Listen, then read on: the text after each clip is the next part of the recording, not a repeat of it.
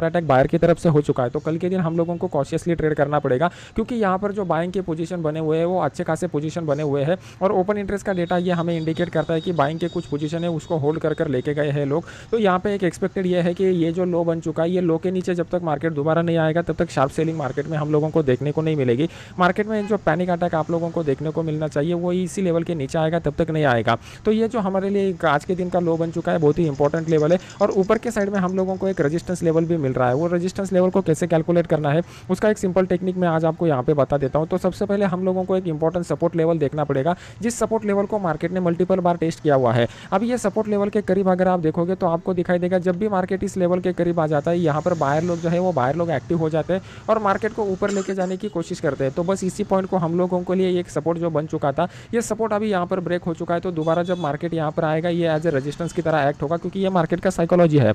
अभी हम लोग क्या करेंगे, यहाँ पर जब मार्केट आएगा तब मार्केट रिवर्स होने का वेट करेंगे और उस टाइम पे 19,600 का जो स्ट्राइक प्राइस है यहाँ पर देखेंगे कि कॉल के साइड में क्या ओपन इंटरेस्ट डेवलप हो रहा है। क्या अगर कॉल के साइड में ओपन इंटरेस्ट डेवलप हो रहा है तो इसका मतलब यहाँ पर सेल के पोजीशन बन रहे हैं और इसी पोजीशन के बनते समय ही हम लोग यहाँ पर क्या करेंगे, 19,600 का जो पुट है वो 19,600 के पुट को यहाँ पर बाय करेंगे। और पुट को यहाँ पर बाय करने के बाद हमारा जो फर्स्ट टारगेट निकल के आएगा, आज का जो क्लोजिंग प्राइस है ये हमारा फर्स्ट टारगेट यहाँ पर निकल के आएगा और आज का जो लो बना हुआ है ये हमारा सेकंड टारगेट यहाँ पर निकल के आएगा। ये एकदम हाई प्रोबेबिलिटी वाला ट्रेड हम लोगों को देखने को मिल रहा है। कल के दिन मान लो कि मार्केट जो है वो यहाँ से रिवर्स नहीं होता और डायरेक्टली यहाँ से बाउंस बैक देता है, तो इमीडिएटली आप बाय करने की जल्दबाजी मत कीजिए, क्योंकि हम लोगों को पहले ओपन इंटरेस्ट का डेटा चेक करना पड़ेगा। तो कल के वीडियो में जैसा मैंने बताया हुआ था, इस लेवल को ब्रेक करने के बाद अच्छा खासा डाउनफॉल हम लोगों को देखने को मिल चुका है। अभी हमारे लिए इंपॉर्टेंट लेवल जो निकल करके आ रहा है नीचे की साइड में, वो ये वाला लेवल है जहाँ से बाइंग इनिशिएट हुई थी। तो हम लोगों को ये वॉच करना है कि जब भी मार्केट इस लेवल के करीब आएगा, एक्चुअल में ये लेवल नहीं रहता, ये एक जोन रहता है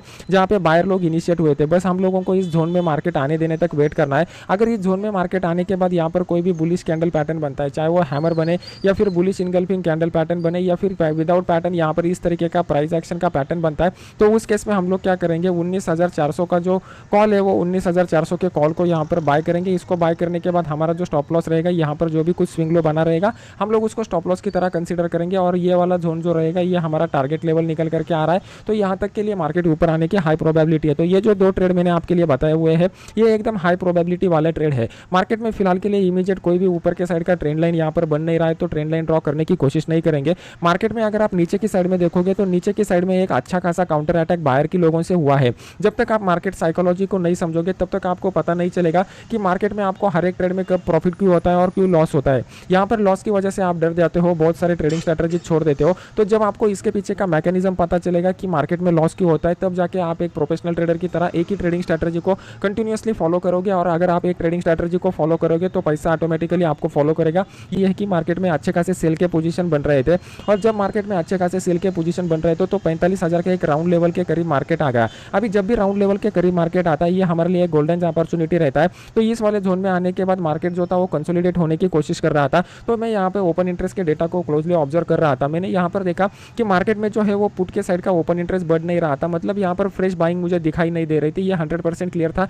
कि यहाँ पर ये अपसाइड का जो मोमेंटम आया था ये कंप्लीटली ट्रैप था। ये मोमेंटम इसकी वजह से आया था कि इनिशियली ये लेवल के ऊपर जिन्होंने भी सेल के पोजीशन बनाए रहेंगे उसमें से कुछ स्ट्रॉन्ग हैंड रहेंगे, कुछ वीक हैंड रहेंगे। तो वीक हैंड में यहाँ पर क्या किया था, प्रॉफिट बुकिंग किया था, इसकी वजह से मार्केट ऊपर चला गया। और जैसे ही मार्केट ऊपर चला गया यहाँ पर जो स्ट्रॉन्ग राइटर रहते थे वो राइटर लोगों को यहाँ पर अच्छा खासा अपॉर्चुनिटी मिला, क्योंकि मार्केट ऊपर चले जाने के बाद कॉल की साइड का प्रीमियम बढ़ चुका था और बढ़े हुए प्रीमियम में फिर राइट करने के लिए बहुत बढ़िया अपॉर्चुनिटी यहाँ पर मिला। यहाँ से राइटिंग स्टार्ट हो गया और मार्केट यहाँ पर नीचे आ गया। ये था ओपन इंटरेस्ट के डेटा के पीछे का साइकोलॉजी। डेली चार्ट में किस तरीके का कैंडल बन चुका है। अभी आज के दिन का जो कैंडल है ये कैंडल के ऊपर आप ज्यादा रिलाई नहीं कर सकते। यहाँ पर मार्केट में आपको कॉन्फिडेंस नहीं दिखाई दे रहा है, ना ही सेलर में कॉन्फिडेंस है ना ही बायर में कॉन्फिडेंस है, क्योंकि अगर आप आज के दिन का मोमेंटम देखोगे तो यहाँ पे आपको क्लियर कट दिखाई दे रहा है कि यहाँ पर जो शैडो है वो शैडो जनरली ज्यादा नहीं बनना चाहिए। अगर वो बायर में मतलब बिग प्लेयर में अगर कॉन्फिडेंस रहता है तो बिग प्लेयर में जनरली बॉडी बिग होता है। यहाँ पर हम लोगों को इस कैंडल में दिखाई दे रहा है। तो यहाँ पर हम लोग इस कैंडल के ऊपर कंप्लीटली रिलाई नहीं करेंगे डेली चार्ट के एनालिसिस के लिए। तो हम लोग क्या करेंगे, हम लोग चलेंगे 15 मिनट चार्ट के ऊपर और 15 मिनट में किस तरीके का प्राइस एक्शन यहाँ पर डेवलप हो रहा है इसको समझने की कोशिश करते हैं।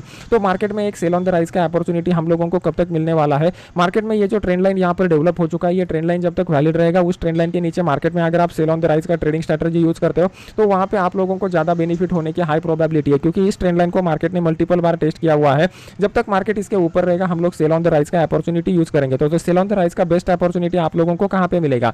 तो सबसे पहला अपॉर्चुनिटी हम लोगों को इस लेवल के करीब मिल सकता है। एग्जैक्टली आप इस लेवल को पकड़ने की कोशिश मत कीजिए, 15-20 पॉइंट 30-40 पॉइंट ऊपर नीचे हो सकता है। तो कल के दिन मार्केट इस लेवल से रिवर्स हो जाता है तो उस केस में हम लोग 45,100 का जो पुट है वो 45,100 के पुट को यहाँ पर बाय कर सकते हैं। इसको बाय करने के बाद हमारा जो टारगेट प्राइस निकल के आएगा नीचे वाले रेट पे, ये टारगेट प्राइस निकल के आएगा। इसके पीछे का साइकोलॉजी क्या है पहले इसको समझने की कोशिश करते हैं। अगर थोड़ा ब्रॉडर पर्सपेक्टिव से आप चार्ट को देखते हैं तो आप लोगों को पता चलेगा कि मार्केट में एक बड़ा सेलिंग होता है, फिर उसके बाद मार्केट में हल्का सा प्रॉफिट बुकिंग होता है। वहां पर बड़े प्लेयर लोग जो है वो इनिशियली फिर से सेलिंग का पोजीशन बनाते हैं, जिसकी वजह से मार्केट नीचे आ जाता है। तो जब तक मार्केट इस ट्रेंड लाइन के नीचे रहेगा हम लोगों को सेल ऑन द राइज का ट्रेडिंग स्ट्रेटजी बेस्ट रहेगा। मार्केट में कल के दिन बाउंस बैक आप लोगों को कब एक्सपेक्टेड है, जब मार्केट इस लेवल को ब्रेक करेगा या फिर कन्विंसिंगली इस लेवल के करीब कोई चार्ट पैटर्न या फिर कैंडलस्टिक पैटर्न बनाएगा, तभी मार्केट में बाउंस बैक पॉसिबल है। कल के दिन मार्केट अगर गैप डाउन ओपन होकर इस लेवल के करीब कोई हैमर कैंडल पैटर्न या इस तरीके का प्राइस एक्शन पैटर्न बनाता है तो उस केस में हम लोग 44,800 का जो कॉल है वो 44,800 के कॉल को कम क्वांटिटी के साथ यहाँ पर बाय करना प्रेफर करेंगे।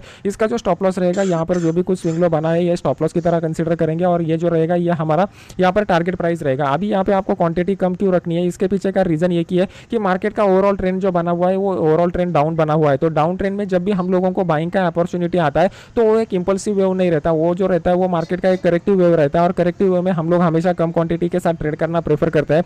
मैंने आपको ऑलरेडी मेरे पुराने वाले वीडियोस में सिखाया हुआ है कि मार्केट का स्ट्रक्चर इस तरीके का रहता है। तो यहाँ पे ये जो वेव आप लोगों को दिख रहे हैं इस वेव को टेक्निकल लैंग्वेज में करेक्टिव वेव बोला जाता है और इस करेक्टिव वेव के ऊपर अगर आप ट्रेड करते हो तो आपको हमेशा क्वांटिटी कम रख के ट्रेड करना चाहिए। और जब भी मार्केट में दोबारा एक ट्रेंडी फेज स्टार्ट हो जाएगा इस बड़े टाइप का तो यहाँ पे आप लोग अच्छे क्वांटिटी के साथ यहाँ पर ट्रेड कर सकते हो।